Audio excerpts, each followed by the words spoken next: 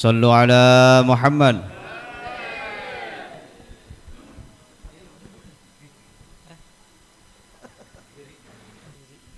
Assalamualaikum warahmatullahi wabarakatuh. Bismillah, salatu wassalam ala rasulillah Sayyidina Muhammad ibn Abdullah wa ala alihi wa sahbihi wa mawalah. La haula wa la quwata illa billah. Ma ba'du, sama-sama kita hormati, kita muliakan guru kita, orang tua kita, Pak Ustadz Haji Abdul Aziz Musahab. Kita doain beliau sehat walafiat, panjang umur. Ada Ustadz Hazani, Ustadz Haji Muhammad Yusuf, Ustadz Kazruni, Ustadz Hilmani, para asatidz yang lain, orang-orang tua kita. Kita doain ustadz-ustadz kita, mudah-mudahan dipanjangin umurnya, disehatkan badannya, diluaskan rezekinya, hingga kita bisa menimba ilmu dari para guru-guru kita semua. Para bapak, ibu, hadirin hadirat yang dimuliakan Allah Subhanahu wa taala. Alhamdulillah, ini malam kita udah masuk puasa yang berapa sekarang sih? 23 ya? Hah?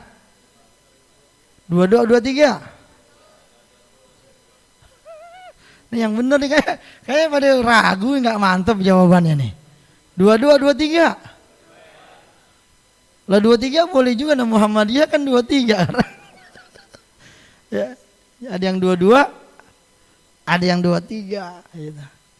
Ya alhamdulillah kita masih diberi nikmat sehat walafiat, panjang umur oleh Allah Subhanahu wa taala. Sampai hari ini kita masih bisa melaksanakan kewajiban kita, salat subuh berjamaah, puasa Ramadan, dan amalan-amalan sunnah lainnya. Mudah-mudahan harapan kita semua amal ibadah yang telah kita laksanakan maupun yang akan kita laksanakan seluruhnya dikabul oleh Allah Subhanahu wa taala. Amin amin ya rabbal alamin. Hadirin jamaah yang dimuliakan Allah Subhanahu wa taala. Kalau kita sudah masuk di 10 akhir nih Ramadan, ini kayak sekarang ada masuk 10 akhir, itu yang dicari sama kita biasanya Lailatul Qadar. Makanya biasanya itu di 10 akhir banyak yang mengadakan iktikaf gitu. Tapi iktikafnya ramenya cuma malam ganjil doang gitu. Kalau malam genap rada-rada sepi. Semalam saya di MNC, ya sepi, nggak ada orang. Lagi hari Sabtu libur. Ya. Tapi memang fenomenanya seperti itu. Ya, kita itu memang karena Nabi yang ngomong begitu masalahnya. Ya cari Lailatul Qadar itu di 10 hari akhir. Ya, sahabat nanya, ya Rasul 10 akhir di sebelah mana ya Rasul? Kata Rasul, yang ganjil. Gitu. Udah jangan nanya lagi, gitu kan Nabi. Tapi namanya sahabat selalu pengen menggali ilmunya Rasul. Rasul udah bilang jangan nanya lagi di 10 hari akhir itu. Sampai kemudian ketika Nabi lagi ngobrol, ditanya lagi, ya Rasul 10 hari yang akhir di mananya ya Rasul?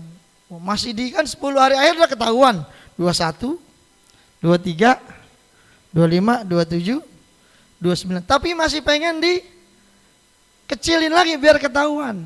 Yeah. Di yang akhir kata Nabi antara 25, 27 atau 29. Kata Nabi udah awas nanya lagi. Gitu. Selesai.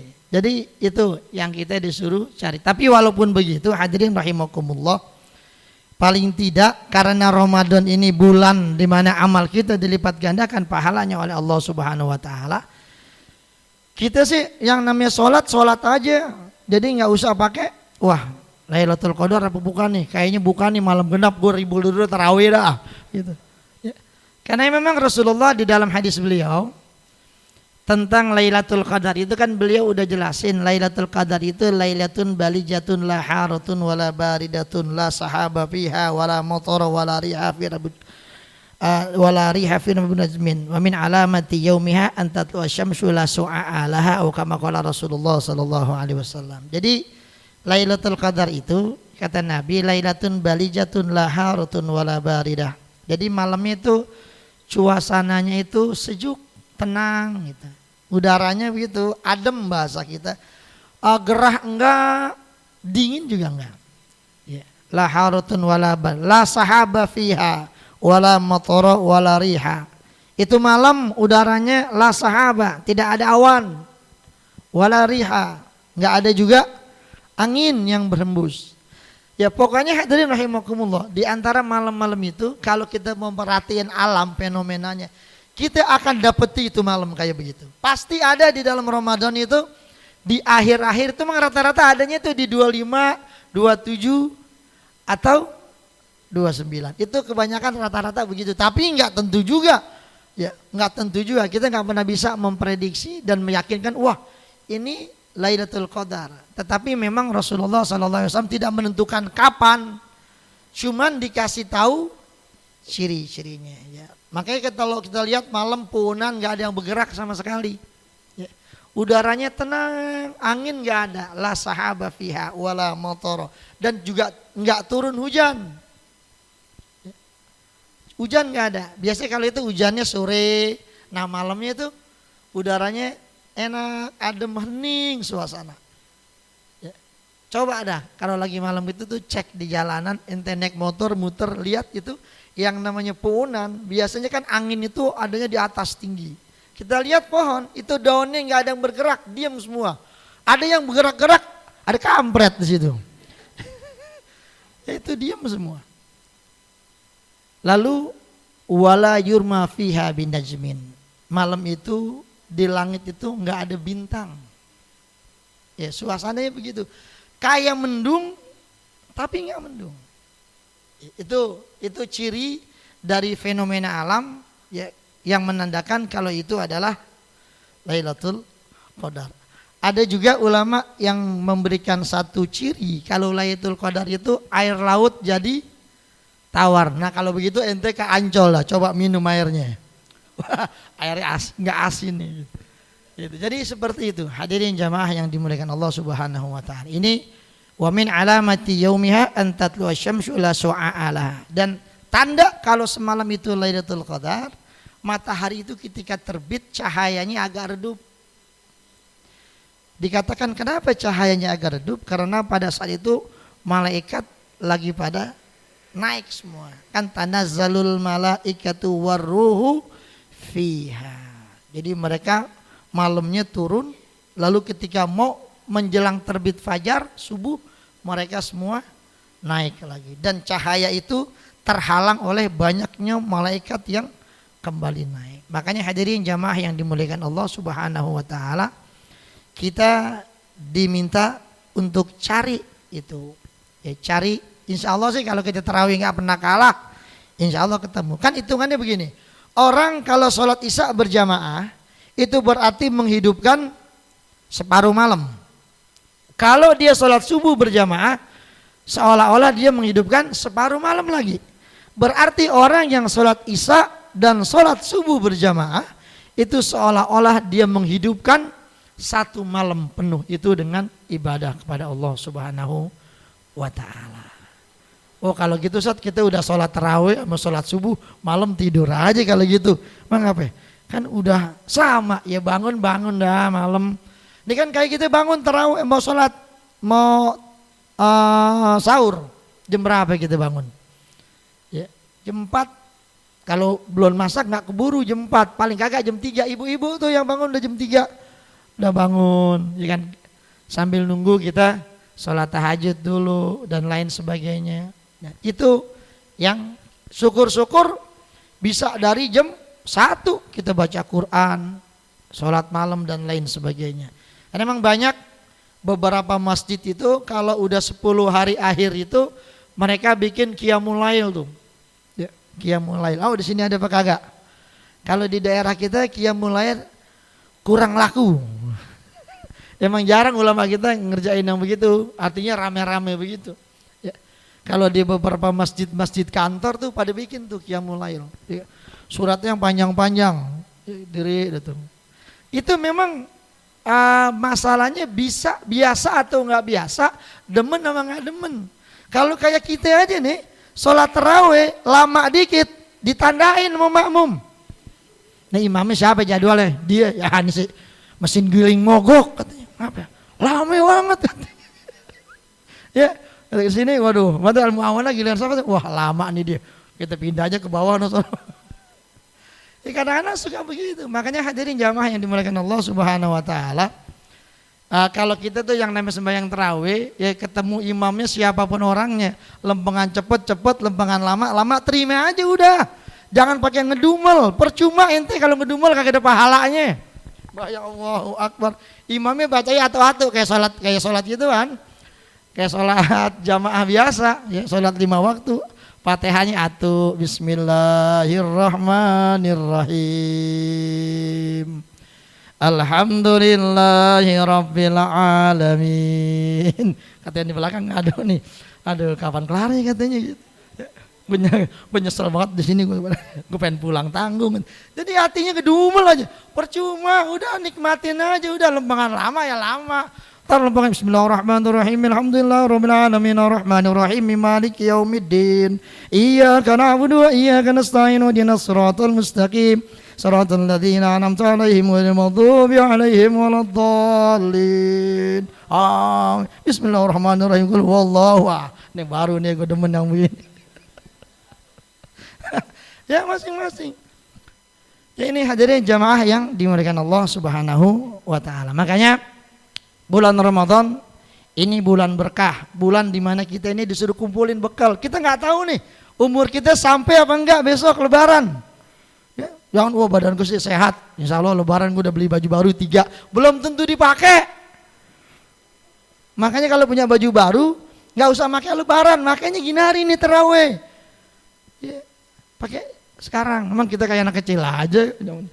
Memang sih Rasul nyuruh tuh kalau sholat Id itu pakai pakaian yang terbaik yang kita punya, pakaian terbaik. Kalau emang bajunya ada yang warnanya putih, pakai yang putih. Tapi baju saya yang paling bagus baju batik, gimana? Pakai baju batik, nggak apa-apa. Emang nggak boleh pakai baju batik sembahyang? Boleh, boleh, nggak ada masalah. Memang dalam kitab Sahih Bukhari, Fathul Bari, itu Nabi pernah satu waktu dikasih baju yang ada motifnya, nih kayak baju saya ini bermotif. Ya. Lalu kemudian Rasul tuh kalau orang kasih dipakai sama dia. Makanya kita tuh kalau dikasih baju peci sama orang pakai. Yang penting yang ngasih udah pernah ngeliat sekali juga, biar kata kegedean pakai aja udah. Biar ketemu dia, kata yang ini, waduh gue yang ngasih. Lu kayak orang bangun sakit aja lu, iya lu yang beliin itu gede banget ukurannya. Nah orang S dibeliin XL. Di sini pakai aja segini gede banget, pundaknya segini pakai. Jadi biar dilihat, wah berarti baju yang gue beliin kegedean, besok kecilin ukurannya, begitu. Jadi pakai Nabi itu begitu, bikin orang senang. Ya, Nabi itu begitu. Jadi kalau orang kasih peci, biar kata pecinya kegedean, pakai udah. Kita sembahyang sujud, pecinya gelinding. Nah gimana nggak gelinding? Nah paling nomor 7, beli nomor 10. Koplak. Pakai Nabi dulu. Lalu Nabi pakai itu baju buat sholat. Ya, dipakai buat sholat. Lalu kemudian selesai sholat beliau buka bajunya, diganti. Kata Nabi, saya nggak nyaman pakai baju ada motifnya begitu rame. Nah di sini ulama kemudian ngambil istimbat hukum. Jadi sholat pakai baju motif itu nggak ada masalah, nggak batal. Cuma Nabi merasa nggak nyaman aja. Kalau seandainya batal nggak sah, itu Nabi lagi sembahyang dibatalin sholatnya, diganti bajunya. Tapi waktu itu Nabi terus selesaikan sholatnya. Cuman setelah itu baru kemudian beliau lepas, beliau ganti. Jadi seperti itu. Jadi boleh nggak? Boleh. Batal? Kagak. Itu. Nah ini makanya kita ini kan kalau di Jawa itu orang sembahyang kiai itu pakai baju batik nggak apa-apa. Orang kita juga dulu begitu, dulu tuh. Ya sekarang aja nih mulai ya bajunya koko putih bagus, baju yang penting ya baju sendiri bukan baju orang dipakai kan itu. Ya boleh aja semuanya. Ya sama kalau bicara wah harus polos semua. Ini karpet juga ada motifnya sama juga. Gitu. Jadi kalau bicara masalah seperti itu bergantung kepada hati kita. Nih hadirin jamaah yang dimuliakan Allah Subhanahu wa taala. Makanya Rasulullah sallallahu alaihi wasallam ngajarkan kita itu di Ramadan ini gunakan sebaik-baiknya untuk ngumpulin bekal. Nggak ada jaminan kita masih hidup besok. Nah besok lebaran gimana Ustaz nih? Lebaran besok bareng dah insya Allah ya. Jadi besok hari Minggu sore itu bulan udah 7 derajat insya Allah ya. Jadi 7 derajat kalau berdasarkan hitungan hisab itu imkan ru'yah, mungkin untuk dilihat. Karena bulan itu bisa dilihat itu di atas 3 biasanya. 3 derajat ke atas. Kemarin kan awal Ramadan sama awal Rejab itu kan bulan itu 2. Rata-rata paling tinggi 2. Ada yang di bawah 2. Makanya kemarin kalau itu udah bisa dipastikan bulan nggak bisa dilihat pasti. 101 titik Kemendak narok tim buat meru'yah hilal, satu pun nggak ada yang lihat. Kenapa nggak bisa dilihat? Emang nggak mungkin dilihat, masih kecil. Nah besok ya, hari Minggu depan nih, ya ini minggu besok kita masih puasa. Nah Seninnya tanggal 2 udah Lebaran insya Allah. Tapi tetap nunggu pengumuman dari pemerintah tim ru'yah. Ya, jadi insya Allah tuh kalau bulan hitungan hisabnya 7 derajat itu udah bisa ya makanya yang pada mau pulang kampung jangan mikir Lebaran hari Selasa, Lebaran hari Senin. Gitu. Jadi kalau mau pulang kampung dari hari Minggu udah pulang, malam takbiran di jalanan, ya, sholat Id udah sampai. Jadi insya Allah untuk tahun ini awal puasanya sama Muhammadiyah nggak sama, tapi lebarannya bareng hari Senin. Jadi kita 29, dia 30. Jadi begitu. Makanya kan bingung. Ini kalau kayak begini yang bingung itu Lailatul Qadar bingung. Malaikat mau turun bingung. Tanazzalul malaikatu. Kata malaikat kita turun Lailatul Qadar. Muhammadiyah nih 23. Yang lain baru 22. Nih gimana nih? Ganjil apa genap? Bingung nih, makanya kalau di Indonesia doang bingung, di sana-sana mah kagak, kompak semuanya. Ya, di mana-mana sama, di negeri Arab itu semuanya ngelihat hilal, ngelihat bulan. Indonesia doang nih satu yang rada susah diatur. Dia maunya pokoknya wujudul hilal. Wujud hilalnya walaupun belum bisa dilihat. Ini yang repot. Jadi 0,1, 0,2 derajat itu masuk udah di tanggal 1 gitu. Jadi begitu 0,1 pokoknya udah di atas ufuk itu berarti udah masuk tanggalan. Sedangkan kita enggak, tetap harus ngelihat bulan. Lalu kemudian ada pertanyaan begini, itu kan NU dan lain sebagainya, Kementerian Agama cuman ngelihat bulan kalau lagi bulan Ramadan doang sama Syawal. Bulan yang lain nggak ru'yah. Kata siapa? Mereka tetap ngelihat bulan tiap bulan itu. Bulan Rajab, Zulhijjah, Zulqa'dah, tetap mereka ada tim yang memang kan ada lajnah falakiyah. Ya bagian ngitung tuh hitungannya.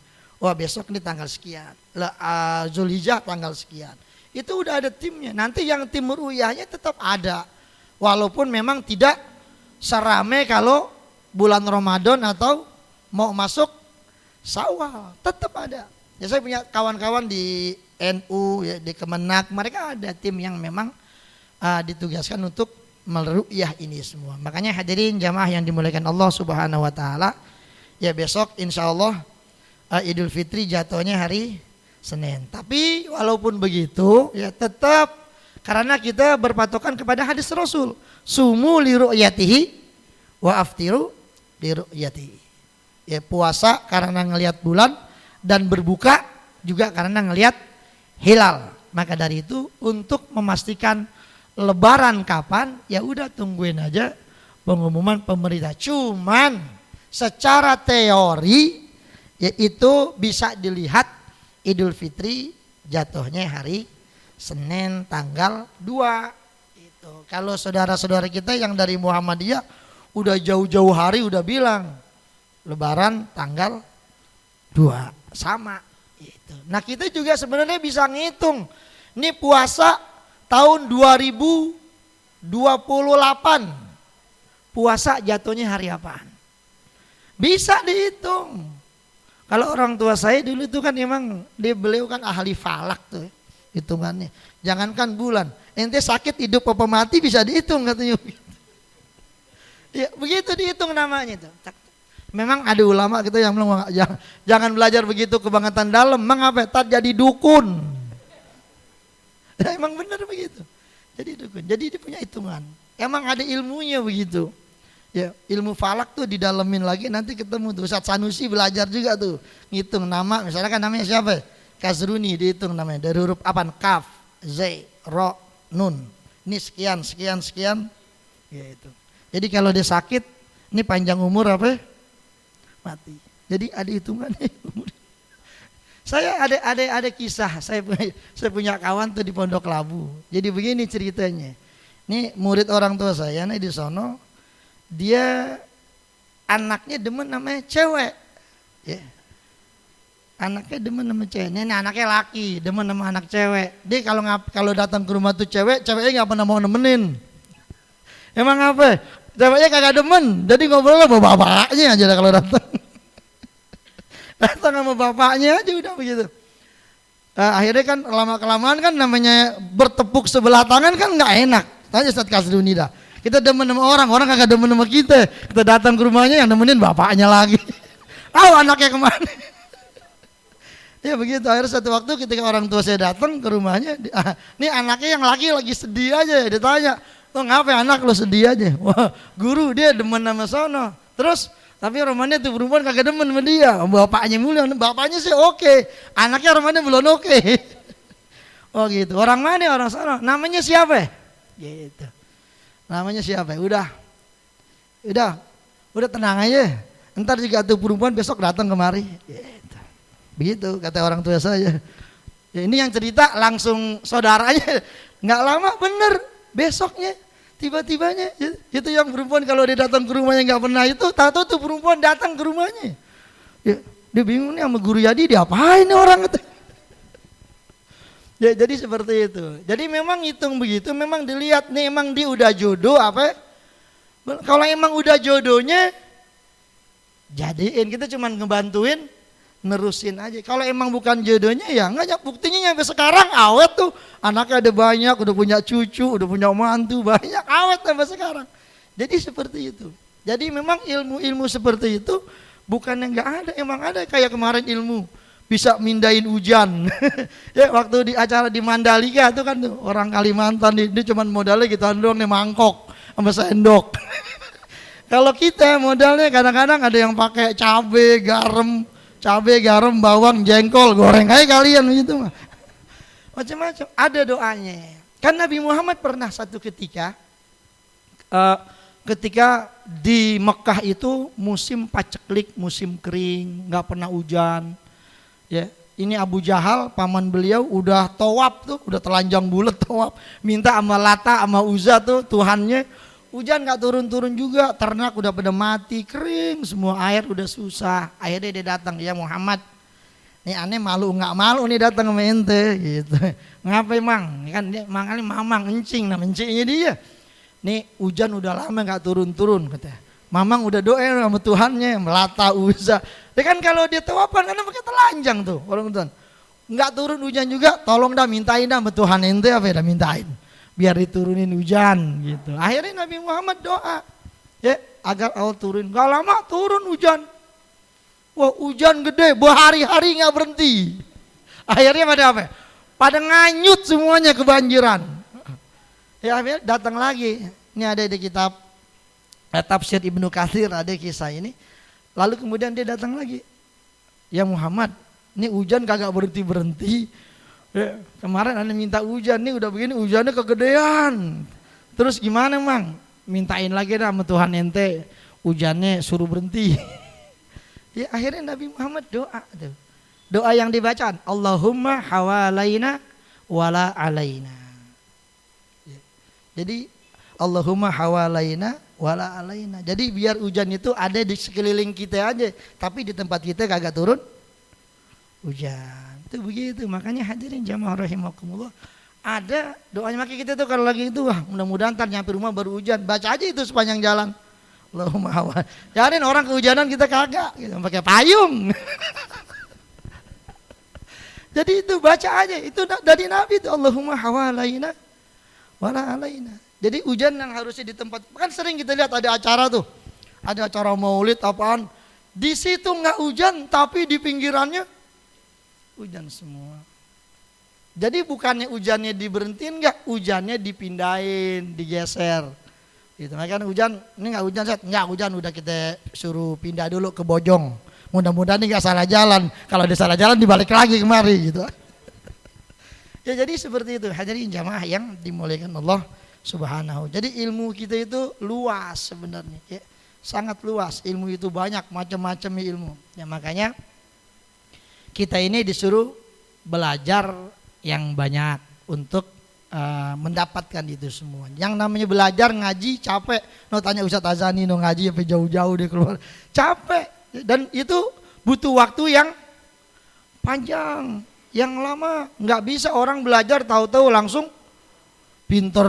Enggak. Kadang ada orang belajar lama nggak pinter-pinter. Dan orang ada yang belajar emang nanti dia dapat ilmu bisa buat orang banyak. Ada yang dia dapat ilmu buat dirinya aja, ada yang dia dapat ilmu buat dirinya, buat keluarga dan lain sebagainya. Tetapi tetap ya ilmu itu yang akan bisa mengangkat derajat manusia. Yarfa'illahu alladhina amanu minkum walladhina utul ilma darajat. Maka dari itu jamaah yang dimuliakan Allah Subhanahu wa taala, ya kita ini disuruh ngaji, disuruh belajar biar ibadah kita ini enggak salah, itu kan.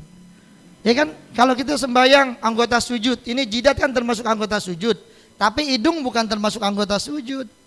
Gitu. Tapi ya masa iya kita kalau sujud kalau yang hidungnya mancung, enak orang Arab ya, ada hidungnya mancung. Nah hidungnya mendem. Sujud. Dia udah begini hidung gua kan nempel-nempel enggak. Ya bukan termasuk anggota sujud. Ini jidat. Makanya kan kita kalau sembahyang tuh kalau pakai peci kan begini. Ya, jidatnya di iniin. Kalau giliran sembahyang begitu. Jadi kelihatan orang tuh yang ngaji sama yang enggak ngaji, giliran sembahyang begini, diangkat dikit biar jidatnya dapat. Tapi ntar giliran itu diginiin lagi. Kayak saya giliran ceramah begini. Kalau ceramah begini kan kurang enak kayaknya. Gitu. Jadi kelihatan ada ilmunya. Nah orang begitu juga kalau lagi sembahyang iniin, kalau lagi ceramah nggak ceramah lagi ketemu orang iniin, jadi pantasan dikit. Nah kalau begini nggak punya duit nih ini. Puyeng nih, coba orang kalau pecinya begini puyeng lagi loh. Ngapain lagi puyeng ya? Jadi lu tahu aja peci lu gue lihat itu melencong. Ya, jadi ini hadirin, jadi kelihatan orang yang beramal ada ilmunya, sama yang beramal tapi kagak ada ilmunya. Begitu kayak azan nih. Azan itu kalau kita ngaji di kitab, takbirnya jangan atu-atu. Allahu Akbar. Allahu Akbar. Enggak begitu. Disambung. Allahu Akbar. Allahu Akbar. Gitu. Antara qomat sama azan. Qomat jangan lama-lama. Ini orang qomat kayak azan. Allahu Akbar. Allahu Akbar. Kalau qomat itu disuruh apa ya? Cepat. Begitu azan, kuping, nekep kuping. Ada yang nekepnya begini kayak orang nekep petasan mau meledak. Azan itu dimasukin telunjuk kita ke dalam telinga tuh begitu nih, telunjuknya masuk, bukan ditekep begini gitu. Makanya kalau yang ngaji ya ada ilmunya ya kelihatan. Kalau yang nggak ngaji azannya begini. Ini begini. Tapi kalau yang ngaji, telunjuknya dimasukin ke dalam. Kenapa sih dibuat begitu? Biar suara kita lebih nyaring, kedengeran. Itu kalau kita takut kan. Kita nggak dengar suara orang, yang kita dengar cuman suara kita. Nah nanti suara kita akan lebih nyaring lagi. Jadi seperti itu. Jadi ya, makanya kan ada pertanyaan tentang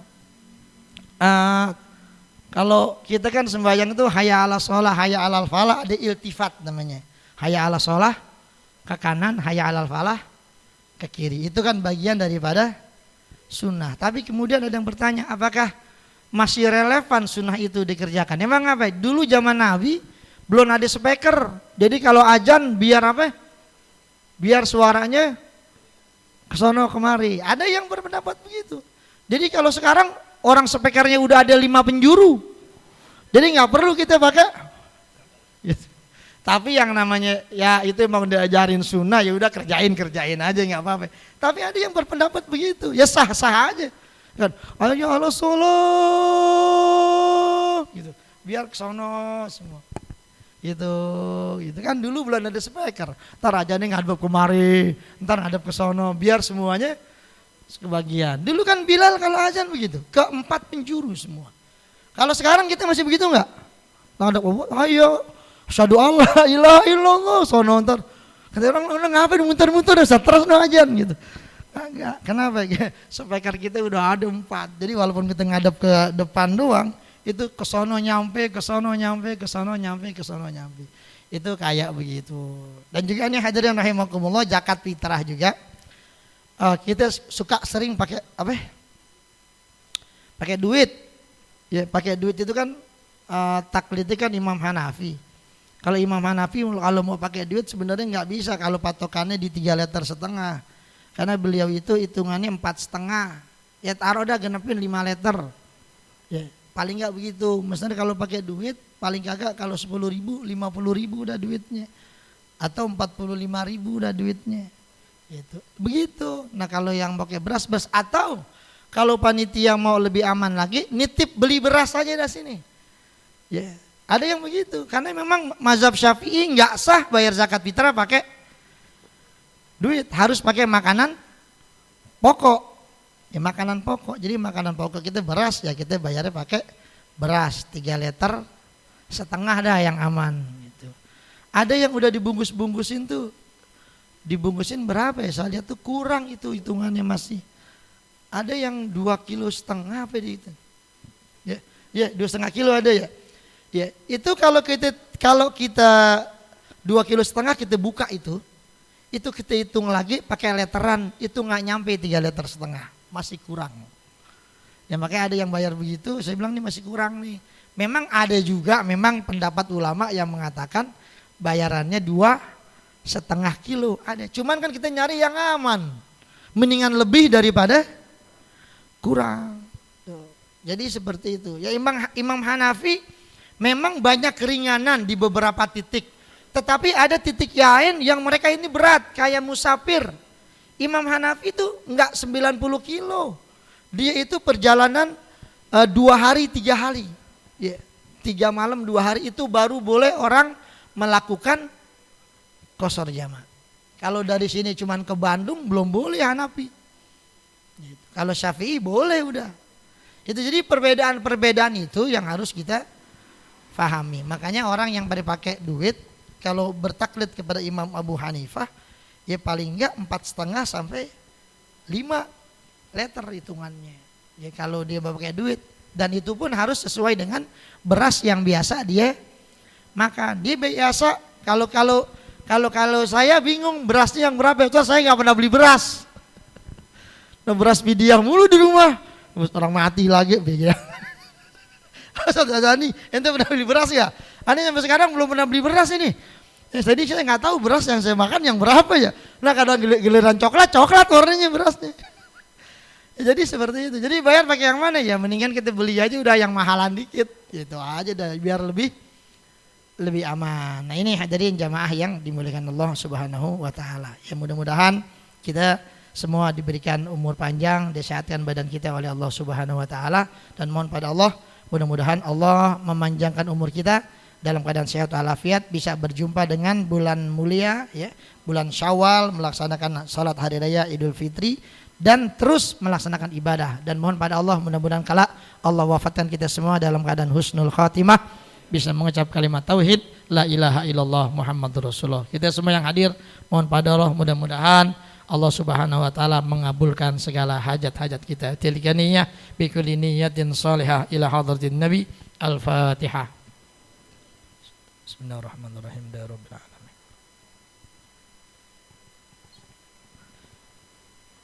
Astagfirullahaladzim. Bismillahirrahmanirrahim. Alhamdulillahirabbil alamin. Allahumma shalli wa sallim barik ala sayyidina Muhammad wa ala sayyidina Muhammad. Allahumma zidna ilma wa sayyidina fi rizqi rabbana atina fid dunya hasanah wa fil akhirati hasanah wa qina adzabannar. Sallallahu ala sayyidina Muhammadin wa alihi wa sahbihi wasallam. Walhamdulillahirabbil alamin. Wal afwa minkum. Assalamualaikum warahmatullahi wabarakatuh.